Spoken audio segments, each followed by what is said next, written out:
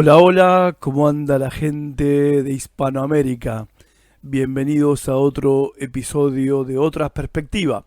Soy Horacio Alcaraz de Concordia, Argentina. Escúcheme bien porque hoy no se van a poder despegar. Si estaban lavando platos, bueno, dejen la esponja. Si estabas manejando, bajen un cambio. Si estabas tomando mate, bueno, no cambies todavía la yerba. Porque lo que traigo hoy, mamita querida, es para debate puro y duro. Estuve revisando unas conferencias magistrales del doctor Darío López. Para el que no lo ubica, es un teólogo y pastor peruano de la Iglesia Pentecostal Iglesia de Dios en el Perú. Un tipo con una cabeza impresionante. Escribió 17 libros, pero que, y esta es lo clave, el tipo tiene calle, y esto es lo que me voló la cabeza, porque a veces pensamos que el teólogo está allá arriba, en una nube, desconectado de la realidad, pero López te baja la teología al barro, la realidad de una América hispana que duele. Hoy quiero charlar con ustedes sobre dos temas que nos parten al medio como iglesia. Uno de esos temas es Jesús y los males contemporáneos, y el otro tema, la política del espíritu. Ya sé, dije la palabra política y a más de uno se le tensó el cuello.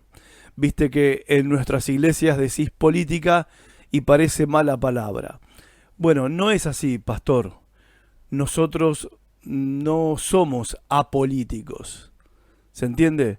Es un argumento que Darío López destaca, pero que en realidad es una verdad que no tiene contradicción, que no puede contradecirse, es una verdad por sí misma, e es una cachetada también que nos despierta un poco de la realidad, porque decir que uno es apolítico ya es una postura política. Y esto es lo tremendo, porque el silencio ante la injusticia es una postura política. La apatía hacia aquellos que padecen por causa de malas decisiones de los gobiernos, ser apático e indiferente también es una actitud política. El no me meto. Bueno, eso también es hacer política. Acá López nos recuerda que Jesús es el Señor no solo de la iglesia, sino que es el Señor del universo. Y por ende también es el Señor del Estado. Y esto nos debe traer a memoria nuestras raíces. La mayoría, creo yo, casi seguro, de lo que me están escuchando, somos de raíz wesleyana. O sea, los que venimos de tradición pentecostal tenemos raíces wesleyanas. También los que vienen de raíces bautistas, aunque no en la cuestión tanto doctrinal, pero sí en cuanto al tema de la liturgia, de la práctica del culto, hay raíces wesleyanas también allí. Ahora, ¿qué decía Juan Wesley? ¿Por qué traigo esto de las raíces wesleyanas? Por lo que Juan Wesley decía con respecto al ámbito de su llamado, de su ministerio. Él dijo, el mundo es mi parroquia, no mi templo, mi denominación, mi ciudad. El mundo es mi parroquia. Entonces, no se trata, ahora, cuando hablamos de esta cuestión que tiene que ver obviamente con lo social, no quiero que pienses que voy a hablar de la cuestión social como un anzuelo, como lamentablemente la iglesia ha usado la cuestión de lo social como un anzuelo proselitista donde le decimos a la gente que pasa necesidad, te doy un bolsón de comida para que vengas al culto. No, no hermanos, no. Es la cuestión del amor al prójimo y punto. Y sea ese prójimo creyente o no creyente. Así que bienvenidos al podcast de hoy que tiene como título Sicarios, prostitutas y celotes, el extraño equipo ministerial de Jesús. Empecemos.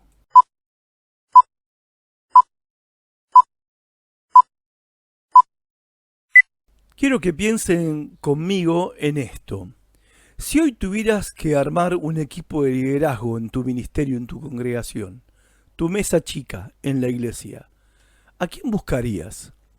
Bueno, gente potable, ¿no? Gente presentable, gente de bien, con buen testimonio diríamos nosotros, con un currículum evangélico limpio.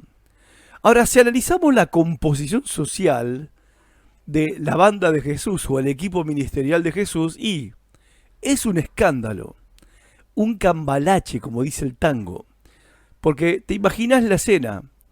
En el mismo equipo tenías a Pedro, un pescador bruto, rústico. Pero también tenías a Mateo.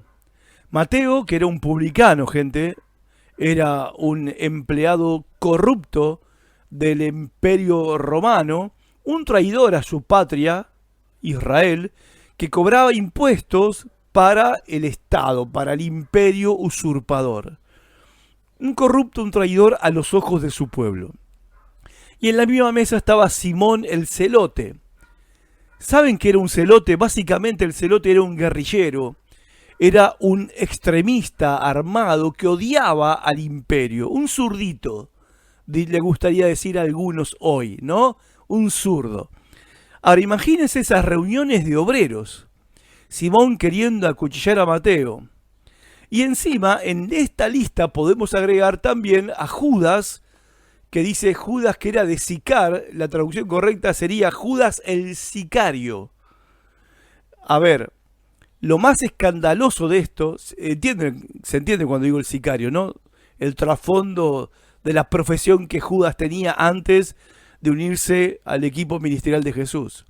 Y para colmo, y encima de todo esto, lo más escandaloso, para esa época, las mujeres dentro de ese equipo ministerial. Para ese tiempo un rabino, y Jesús era un rabino, caminando con mujeres públicamente y aceptándolas como discípulas, era una provocación total al sistema. Él estaba literalmente rompiendo todo el sistema antiguo. Y acá es donde me pregunto, a todo el liderazgo, desde Buenos Aires hasta Nuevo México, nuestra iglesia, la iglesia evangélica, nuestras iglesias, ¿rompen los prejuicios sociales o confirma los prejuicios sociales? Es una pregunta que duele un poco, porque la realidad es que la iglesia también, así como en la sociedad, la iglesia también ha estado llena de prejuicios sociales, llenas de reglas absurdas que han representado esos prejuicios sociales. Iglesias donde las mujeres se sentaban a un lado y los hombres en el otro. Iglesias donde se prohibía jugar al fútbol porque no era de Dios. Nada de ponerse aros, no estoy diciendo los varones, las mujeres no debían ponerse aros ni nada por el estilo, menos pintarse. Y no podías ir al culto en zapatillas, pelo largo, había que ir el traje y la corbata y ponerte tu mejor pilcha, tu mejor ropa para estar el domingo en la casa del Señor. Ahora, está bien, las modas cambiaron, pero la pregunta es, los prejuicios, nuestra actitud prejuiciosa hacia el distinto, hacia el raro, hacia la rara, ¿cambiaron? Claro, ahora usamos jeans y a veces jeans rotos, no porque no alcanza la plata, sino porque está de moda. Tenemos pantallas LED y luces LED en nuestros escenarios, plataformas, como quiera llamarlo, altares. Pero, bueno, las actitudes no cambian hacia la mujer, por ejemplo. O seguimos mirando mal al que no encaja con el perfil de evangélico. La realidad es que Jesús vino a dar inicio a una realidad social alternativa. Una comunidad donde el celote, el zurdo, el publicano, el funcionario corrupto, y la mujer, sentados a la misma mesa, junto con el sicario, todos con la misma dignidad, sentados comiendo con Dios, porque Jesús era y es Dios. Y acá me quedo con una frase de López que dice, si la iglesia tan solo se fijara en la composición social de la comunidad de Jesús, ya tendría material suficiente para cambiar su rumbo. No necesitamos inventar la pólvora, gente. Hay que mirar a aquellas personas a quienes Jesús abrazó y la iglesia empezar a hacer lo mismo.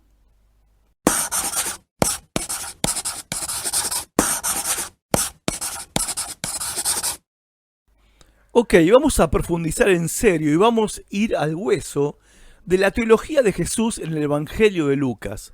Dos cosas incómodas, entre otras, pero dos cosas que quiero resaltar del Evangelio de Lucas. El lugar de la mujer y la cuestión de la pobreza. Miren, a veces en la iglesia tenemos esa idea, aunque no la decimos en voz alta, de que las mujeres son colaboradoras. Son las que ayudan, son las que están ahí para los detalles, los detallitos, las cosas de mujeres. Pero en el Evangelio de Lucas, las mujeres nunca son material de relleno. No son extras en la película para que la escena quede linda, sino que son protagonistas de la historia de salvación.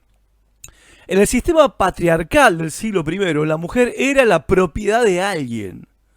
Socialmente era invisible. Pero Jesús las resucita socialmente. ¿Pruebas? Bueno, fíjate en Lucas capítulo 8. Las mujeres eran, y no los hombres, no rescata acá el nombre de ningún hombre, sino el nombre de las mujeres, que eran las que sostenían el ministerio de Jesús con sus recursos económicos. Fíjese también en la resurrección de Cristo, porque fueron las primeras testigos de la resurrección y las primeras predicadoras, y si te gusta el término, enviadas, que significa, en griego diríamos apóstolas, enviadas significa, apóstol significa enviado, apóstolas enviadas, a contar la buena noticia de que él estaba vivo. Y acá está la bomba teológica, obviamente. La noticia se le iban a contar a un grupo de hombres asustados y porque eran mujeres las que hablaban, no le creyeron. Vuelvo a lo de la bomba teológica. Jesús no las confina a las mujeres al ámbito privado, las saca al ámbito público, camina con ellas y las acepta como discípulas. Y esto no es una cuestión de moda cultural, muchachos, no es feminismo, es exégesis bíblica de lo que vemos a Jesús hacer en el Evangelio de Lucas. Jesús rompió el molde cultural para devolverles la dignidad de imagen de Dios. Y esto conecta con algo que nos tiene que doler, que es la cuestión de la violencia hacia la mujer. El 25 de noviembre, el Día Internacional de la Eliminación de la Violencia contra la Mujer. Hoy, cuando estoy grabando este podcast. Ahora, él analiza acá, y cuando digo él me refiero al doctor Darío López, el caso de la mujer pecadora en Lucas capítulo 7. El fariseo la ve como un objeto, como una basura, y Jesús la pone en el centro, la defiende y la despide en paz. Y esto es lo que queda claro. Cualquier forma de violencia contra la mujer atenta contra su valor como creación de Dios. Ahora, quizás te esté preguntando por qué rayos estoy hablando de violencia hacia la mujer a pastores, líderes y cristianos evangélicos donde no tenemos actitudes violentas hacia las mujeres. Ahora, ok, la violencia no es solamente una cuestión de golpe físico. La violencia también es el ninguneo y la violencia es el menosprecio. Cuando a la mujer por ser mujer se le otorga un lugar como de relleno o de mera colaboración, eso también es ejercer violencia. Voy a dar un ejemplo, espero que nadie se ofenda, pero es un ejemplo, es algo que está pasando y quizás porque se ha vuelto común no lo vemos. Seguramente en su momento habrá habido la justificación, y creo que así fue, de que a cierta mujer, líder espiritual, de buen testimonio, sabia, llena de gracia y del Espíritu Santo, y liderando una congregación, se le haya reconocido su rol pastoral. Sé que hay todo un debate acá con esta cuestión de la mujer pastora sí, la mujer pastora no, pero digamos que se está popularizando el hecho de la mujer pastora. Ya ni siquiera los que no son creyentes se escandalizan por la cuestión de que haya una mujer pastora. Ahora, lo que empezó como un reconocimiento válido de una mujer que tenía evidentemente un llamado pastoral, la iglesia, como siempre, termina institucionalizando algo que era bueno y que era guiado por el Espíritu de Dios y que hombres líderes en la iglesia tuvieron que reconocer por las mismas evidencias y las pruebas de que esa mujer tenía un llamado pastoral. Y los líderes de la iglesia o de la denominación hicieron bien en reconocer ese ministerio pastoral en esa mujer. Bueno, la iglesia lo terminó institucionalizando y volviendo una costumbre. Y entonces hoy, ¿cuál es la práctica? Y es donde yo quiero poner el punto, es una forma de ejercer violencia hacia la mujer, cuando de repente a la mujer, por el hecho de ser esposa de un pastor, se convierte en pastora. Automáticamente se convierte en pastora. Y eso es hacer violencia a la mujer, ¿no? O de repente, si al marido lo ascienden a apóstol, automáticamente ella asciende a profeta, ¿no? O en el caso de que él es apóstol y también ella es apóstola. A ver, yo no estoy negando la posibilidad de que hay mujeres que tengan dones y llamados apostólicos, proféticos, pastorales, evangelísticos. No estoy negando ese punto. Lo que estoy criticando, si se quiere, es el hecho de que se le conceda a la mujer ese rol en función de su marido. Entonces, ¿qué es lo que esa mujer entiende? A mí se me reconoce como pastora, como profeta, como apóstola, porque mi marido lo es primero. ¿Se entiende el punto que quiero remarcar? Ahora, no sabemos si ella es pastora, si es profeta, si es evangelista o es socióloga, psicóloga, o si es arquitecta, maestra mayor de obra, o es artista en pintura y a través del arte va a expresar el mensaje del evangelio de la gracia de Dios. No, pero como está casada, si está casada con el que toca la guitarra y dirige el culto, ella va a cantar y va a tocar el teclado.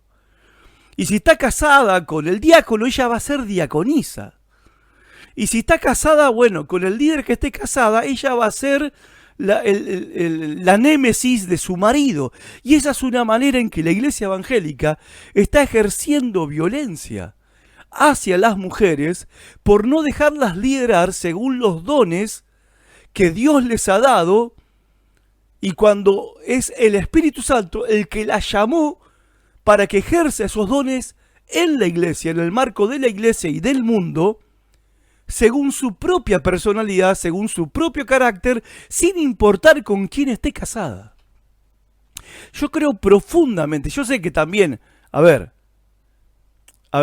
convengamos con esto, algunas mujeres quizás estén enojadas por esto que estoy diciendo, porque claro, de repente les cae en algún sentido un cargo, un puesto, un título de honor. ¿Y quién no se siente bien ¿quién no se siente bien cuando recibe un título honorífico? O un reconocimiento, o una jerarquía. Entonces no me vengas ahora a cuestionar mi ministerio profético, pastoral. No estoy cuestionando nada. Ahora, ¿estás ahí por lo que valés personalmente o estás ahí en ese rol, en ese ministerio, en ese cargo, en ese título, estás ahí por tu marido? Si estás ahí por tu marido, te estás perdiendo lo mejor que Dios tiene para tu vida. Porque Dios te llamó y te salvó no pensando con quién ibas a estar casada.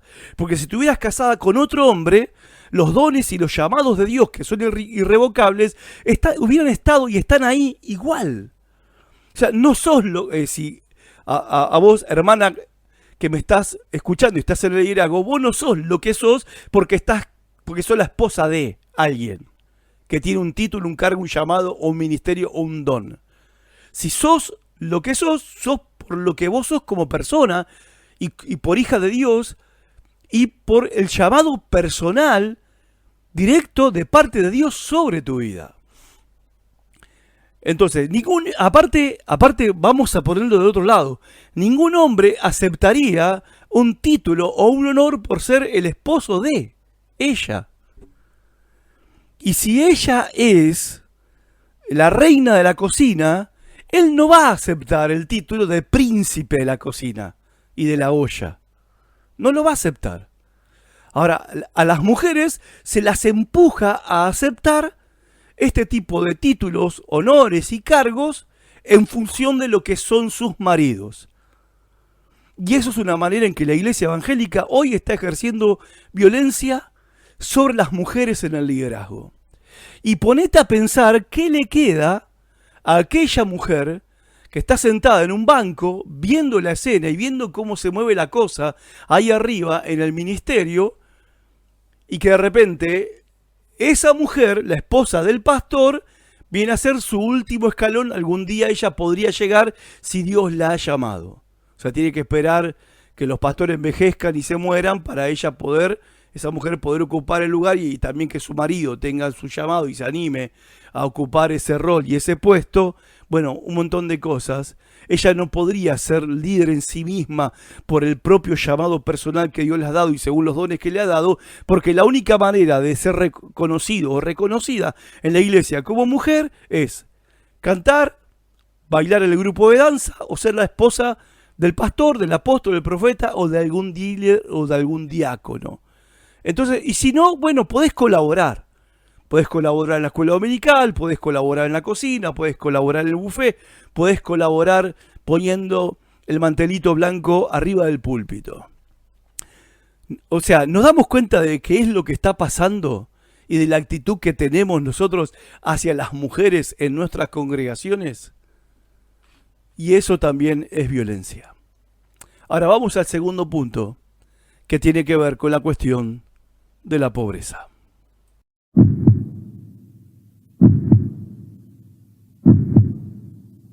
Bueno, la segunda cuestión incómoda que vemos en el Evangelio de Lucas, y es un punto fuerte en este Evangelio, es sobre la cuestión de la pobreza.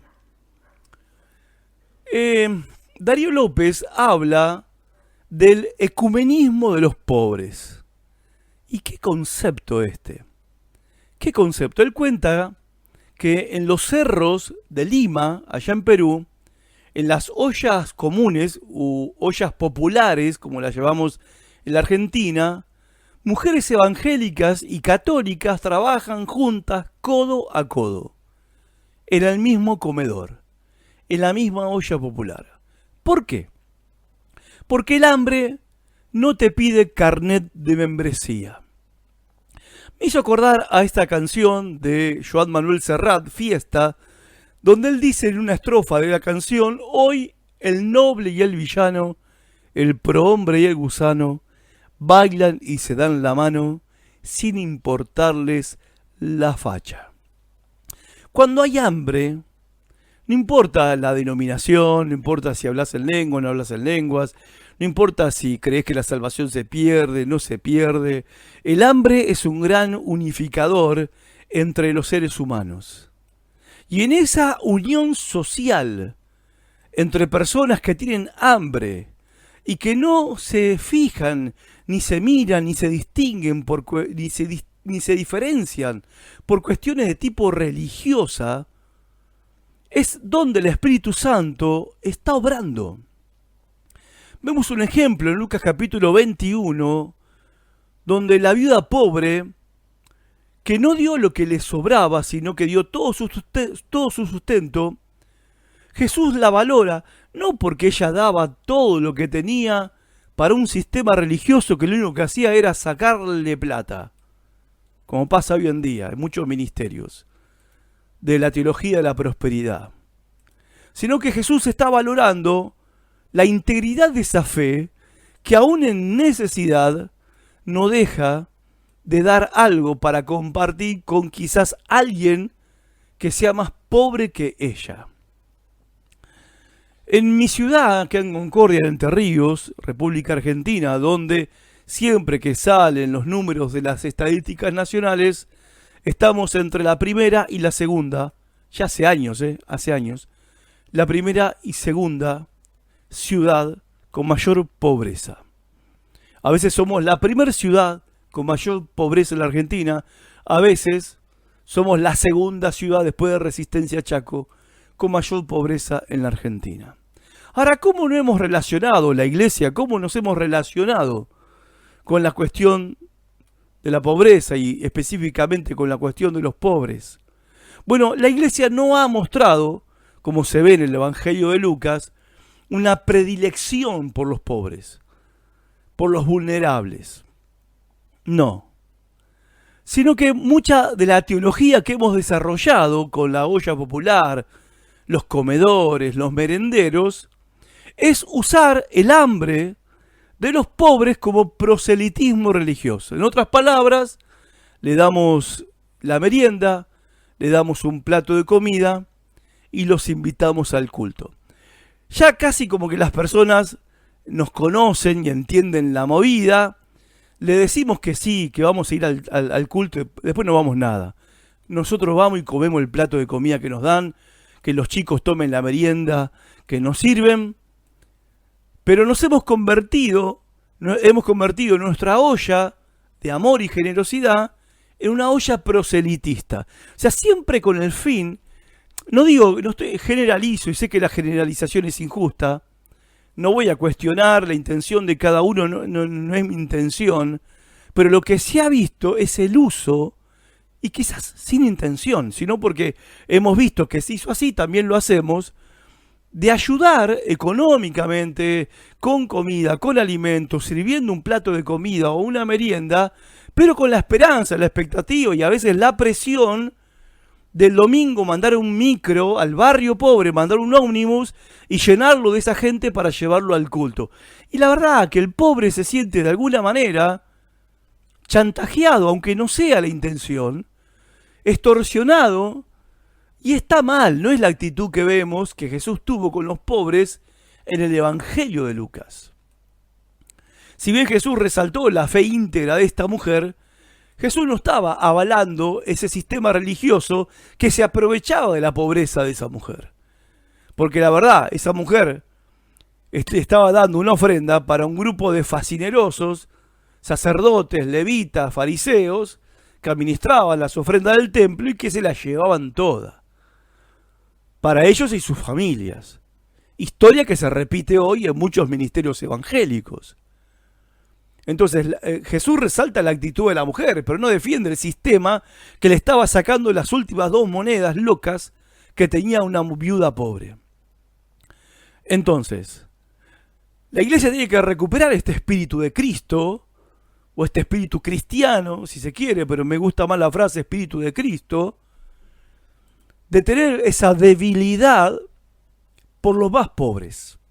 Una debilidad que debería ser expresada en acciones de amor sin ninguna intención proselitista o evangelística. O sea, está bien, algunos me dirán, nosotros no le decimos que vengan a nuestra iglesia, le entregamos un folleto nomás. ¿Y cómo queda eso de Jesús que sanó al paralítico de Betesda o al ciego que le mandó a lavarse los ojos al estanque Siloé? Y ninguno de los dos sabía quién lo había sanado. Nosotros parece que no podemos hacer ningún acto de amor, ningún acto de generosidad, sin invitar al culto, sin dejarle un folleto, un tratado y la dirección de la iglesia. Porque parece que la única cosa que nos sirve a nosotros es que la gente venga al culto. Y bajo esa lógica, no estamos viendo la necesidad del pobre, estamos viendo la necesidad de que se nos llene el templo. Y acá es el punto, ¿sí? Y yo les decía que estos temas que estoy planteando son para debate puro y duro, pero son temas que nos tenemos que plantear. Y más en un país donde la pobreza crece. Porque nadie puede creer las estadísticas oficiales de que no sé cuántos millones de personas salieron de la pobreza. Deben vivir en otra provincia, aparte de las 23 que hay en la República Argentina. Debe ser otra provincia argentina que no conozco, todos esos millones que salieron de la pobreza. A la puerta de mi casa cada vez viene gente más pobre y más flaca a pedir alguna ayuda para poder comer. En fin, en este sentido, la iglesia tiene que recuperar su predilección por los más vulnerables y vulnerados, como me gusta decir a mí, de la sociedad. Porque decir a veces vulnerables parece que, pobre gente, no les da para valerse por sí mismos. Y por eso no me gusta decirle vulnerables, sino vulnerados. Porque esos pobres y esas mujeres, por personas en lugares de poder y autoridad dentro del Estado y dentro de la Iglesia, son vulnerados en sus derechos. Y por eso se han convertido en vulnerables.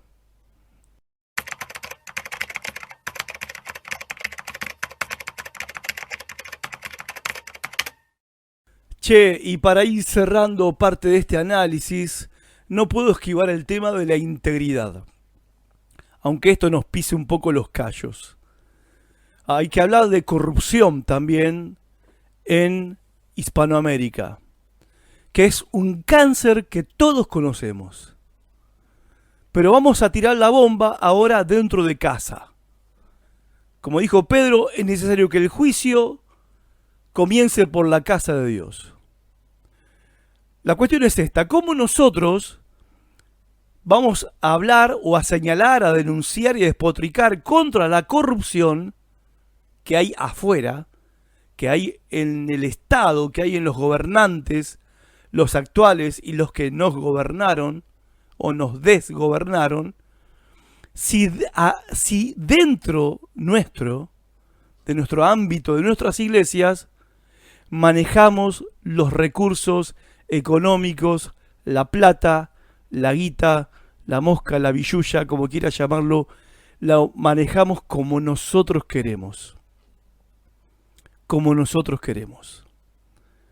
A veces llegar a ocupar un reconocimiento o un cargo a nivel ministerial parece como que fuera acompañado con el derecho y la libertad de poder manejar los recursos de la iglesia a piacere nuestro. Parece que ahora el siervo de Dios, que por fin fue reconocido en su llamado y ministerio y está al frente de la obra, está al frente del ministerio, está al frente de la iglesia, está al frente de la red apostólica, ahora también tiene la plena libertad y nadie puede cuestionar cómo maneja los recursos de la iglesia, del ministerio o de la red. Ahora, nosotros deberíamos tener un lema, los que estamos en el liderazgo y que nos toca a veces tomar decisiones en cuanto a los recursos económicos, financieros de la iglesia, deberíamos tener este lema: con la mía bailo, con la de la iglesia no. Uno debería entrar limpio al liderazgo de cualquier iglesia, ministerio o de red apostólica y salir limpio, sin que nada ni nadie pueda sospechar, acusar o denunciar por el mal uso o abuso o la ostentación de una vida ostentosa a costa del dinero de la iglesia o del ministerio. Ahora, qué difícil que es esto cuando uno tiene el poder, cuando uno tiene autoridad. Porque la tentación, ¿cuál es? Es decir, bueno, esto es la bendición del Señor. El Señor me ha prosperado, hermano. Me lo merezco porque yo he pagado el precio. Y los años de tantas lágrimas y llantos y ahora, claro, es muy sutil.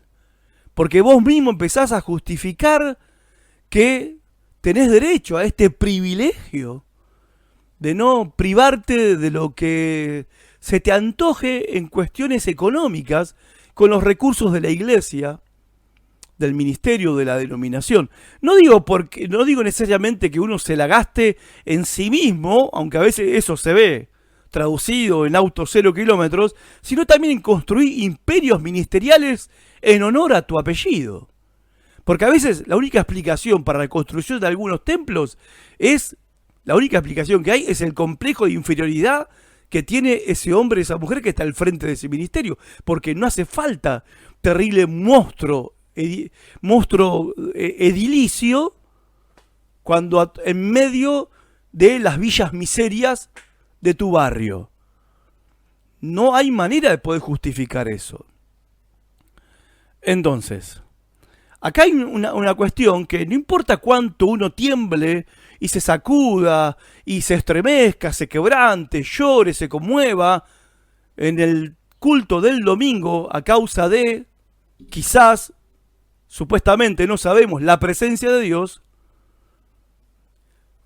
La cuestión pasa acá por el hecho de que también la iglesia tiene que desmantelar las estructuras mentales de opresión y de avivada que hay hoy en el liderazgo del ministerio cristiano.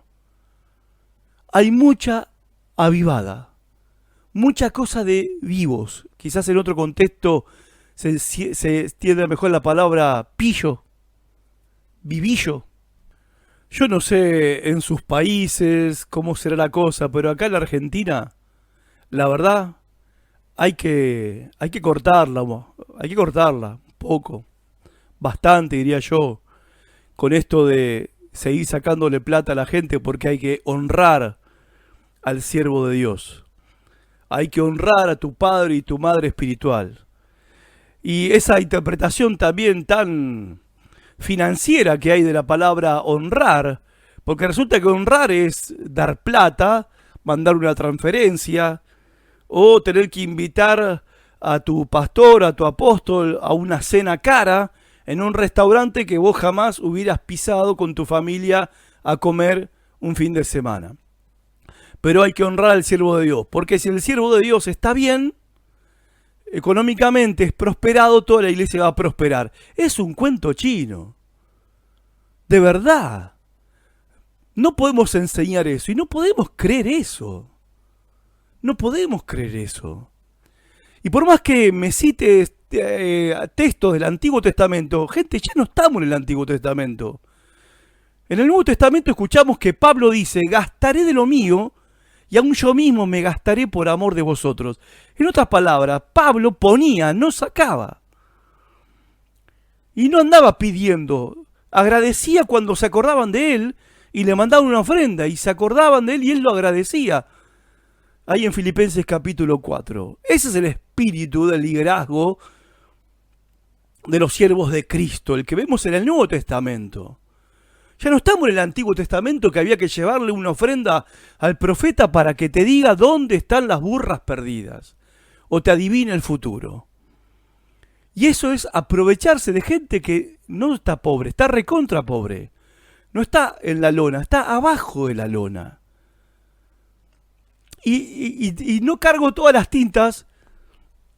Bueno, sí cargo las tintas en el liderazgo porque es responsable de predicar y enseñar estas cosas y abusarse y aprovecharse y torcer la Biblia para hacerle decir lo que no dice para beneficio económico personal, pero también la gente, el pueblo, que le gusta más jugar a la lotería evangélica que, bueno, esforzarse, disciplinarse, trabajar, levantarse temprano, orar, buscar al Señor y bueno, meterle la mano en el arado y trabajar para ganarse el pan de cada día con el sudor de la frente. No, parece mejor apostar a la ofrenda ungida para el ungido, porque como escuché ayer y me quería cortar las venas en una reunión de pastores, que si le das 10, él te va a dar 100 veces más y toda esa historia. Y bueno, esto muestra nuestro desprecio por los pobres. Porque después toda esa plata que se da para, entre comillas, para el Señor. No es para el Señor. Porque después el fulano manda a cambiar el auto, a arreglar el auto, a hacerle el motor nuevo, o manda a pintar la casa. Está bien, está todo en su derecho, pero que lo haga con la suya, no con la de la iglesia. Y así estamos mostrando una actitud de desprecio y de violencia hacia los pobres. Esa es la realidad. Porque si vos decís es para el Señor, bueno, como dice la Escritura, el que da al pobre a Jehová presta. Entonces, y no criticar o cuestionar o enojarnos porque el hermano Fernández Su diezmo se lo dio a un pobre que pasó por la puerta de su casa. No, hermano, el diezmo del Señor. No, hizo lo que tenía que hacer. Porque se trata de ser cristiano, de seguir los pasos de Cristo. Se lo voy a dar. ¿Qué se lo voy a dar? Al pastor que el cinto no le aprieta el pantalón por la panza que tiene. ¿O se lo voy a dar a la mujer flaca, pobre, que está enfrente de la puerta de mi casa con 3 nenas pidiendo una leche? ¿A quién le voy a dar mi diezmo? O sea, es cuestión de lógica bíblica. Pero hay prácticas que tenemos que cortarlas, terminar con eso, porque estamos teniendo esta actitud cuestionable, como dije hace un momento, hacia las mujeres y también hacia los pobres. Yo creo que como Pedro en Hechos capítulo 10, necesitamos una conversión. Nosotros, los líderes de la iglesia evangélica, necesitamos una conversión al estilo Pedro en Hechos capítulo 10. Y les citaba a Pedro, porque Pedro, lleno del Espíritu Santo en Pentecostés, y otras veces más, posterior a Pentecostés, todavía era un racista que no quería juntarse con los gentiles. El Espíritu tuvo que convertirlo de nuevo a Pedro. Y esto es tremendo, porque podemos ser pastores, líderes, llenos del Espíritu, apóstoles, profetas, todos los títulos que quieras, pero llenos de prejuicios. Hacia los pobres, hacia las mujeres, hacia los que tienen cierta postura política. Y la verdadera política, guiada por el Espíritu Santo, es que todas esas barreras y esos prejuicios se caigan. Que puedas sentarte con el que piensa distinto que vos, que puedas sentarte con el pecador, incluso con el político corrupto como hizo Jesús con Zaqueo, llamarlo por su nombre, entrar a su casa, pero para que sea transformado. No para que te compre el voto o te dé un subsidio. Y tener esta actitud de acercamiento hacia los pobres, más allá de si vienen a tu iglesia o no vienen, si es ateo, si no es ateo, si es lesbiano, si es transgénero o no es transgénero, si es adicto o no es adicto, si salió ayer de la cárcel o va a entrar mañana a la cárcel. Tenemos que experimentar esta conversión del Espíritu Santo que derrumbe y derribe de nuestra mentalidad la cantidad de prejuicios que tenemos por nuestra cultura evangélica de 200 años acá en Argentina y en toda Hispanoamérica. Bueno, gente, se nos fue el tiempo, yo les pido disculpas. Sentía y quería decir estas cosas y compartirlas con ustedes, que no es la verdad revelada, no es la última palabra, obviamente, y que estoy expuesto a críticas, dispuesto también a debates, discusiones, preguntas, repreguntas. No tengo ninguna cuestión con esto, al contrario, me parece enriquecedor escuchar las opiniones de otros. Simplemente terminar con 4 aplicaciones prácticas que creo que a nosotros los líderes en la iglesia evangélica nos va a venir bien, a los que estamos acá desde Tierra del Fuego hasta allá, la última ciudad, provincia, pueblo de México. Primero, hacer una auditoría de tu mesa. Jesús comía con gente inadecuada. Nosotros, los pastores, ¿con quién comemos? ¿Solo con los que nos aplauden? ¿Solo con los que diezman? ¿Y diezman bien? Bueno, un buen desafío sería invitar a comer o a tomar algunos mates a algún saqueo de tu barrio, o con esa persona que todos miran mal en la iglesia, el rebelde, y romper la barrera de esa santidad aséptica que a veces nosotros aparentamos. Segundo, revisar el lugar de la mujer en tu ministerio. A ver, no digas, no, si en mi iglesia las hermanas trabajan, sirven el té. No, hacen reunión de mujeres. o como algunos anacrónicamente siguen diciendo, de damas. No sabemos si habla de las damas o del ajedrez, pero bueno, de las damas. Ya no es un término que nadie sabe a qué se refiere, ya no se usa. En fin. López, acá, Darío López, citando a Lucas, nos muestra que sería un desafío preguntarse honestamente si no estamos frenando los dones de las mujeres de nuestra congregación por prejuicios culturales o denominacionales o eclesiásticos. A veces no hay violencia física hacia la mujer en la iglesia, no la hay, pero hay violencia simbólica o verbal en cómo se trata a veces a las mujeres en la congregación. Si Jesús las dignificó públicamente, nosotros no podemos dejar a las mujeres en la sombra y que ellas valgan por sí mismas. Tercero, practicar el ecumenismo. No lo digo en términos religiosos, ecumenismo. Ecumenismo es el esfuerzo de poder demostrar unidad en la práctica. Practicar el ecumenismo de la necesidad.